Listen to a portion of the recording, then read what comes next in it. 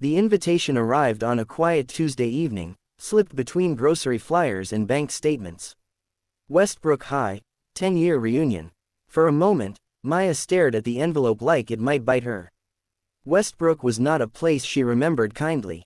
It was where whispers followed her down hallways, where laughter trailed just behind her like a shadow, where class loser became a label she never chose but carried home every day.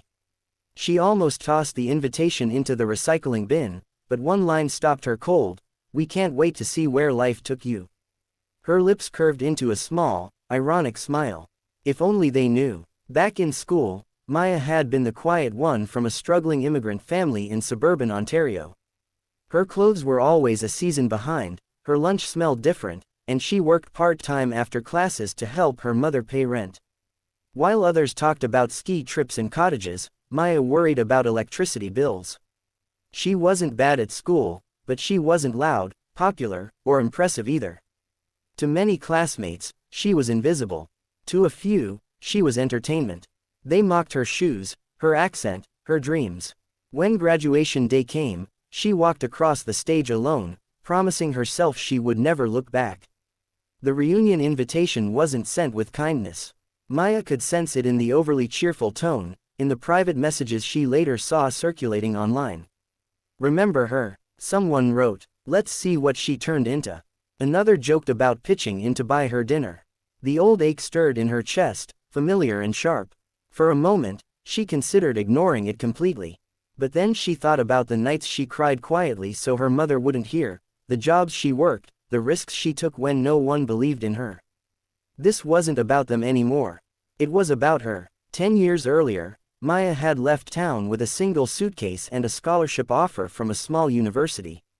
She studied relentlessly, failed more than once, and learned to stand back up without applause. She launched a tech startup that focused on remote healthcare access for rural communities across Canada. The first version failed. The second barely survived. The third changed everything. Investors came. Expansion followed. Awards arrived quietly. Maya never posted about it online.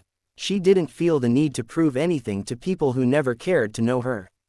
On the night of the reunion, guests gathered outside the old lakeside hotel, dressed in suits and cocktail dresses, trading stories about marriages, mortgages, and careers that sounded better than they felt.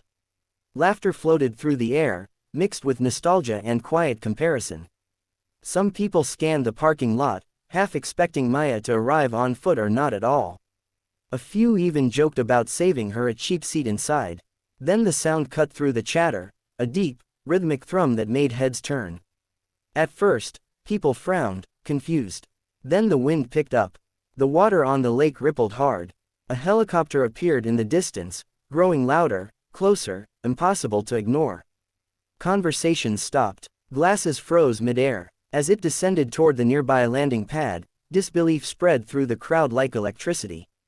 When the helicopter doors opened, Maya stepped out calmly. She wore a simple, elegant dress, nothing flashy, her hair pulled back the way she always liked it. She didn't smile widely or rush forward. She just walked, steady and composed, across the dock toward the entrance. The same people who once laughed at her now stared, mouths slightly open, scrambling to connect memories with reality. Inside the hall, silence followed her like a wave. Someone whispered her name. Someone else dropped a fork. The reunion host rushed forward, flustered, suddenly polite. Maya nodded, thanked her, and took her seat. She didn't brag. She didn't announce anything. She listened as people awkwardly asked what she did now, how she was doing. When she spoke, her voice was calm, warm, honest. She talked about her work, her mother, the communities she served. Not once did she mention the past.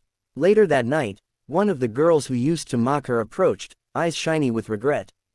"I'm sorry," she said quietly. "We were awful to you."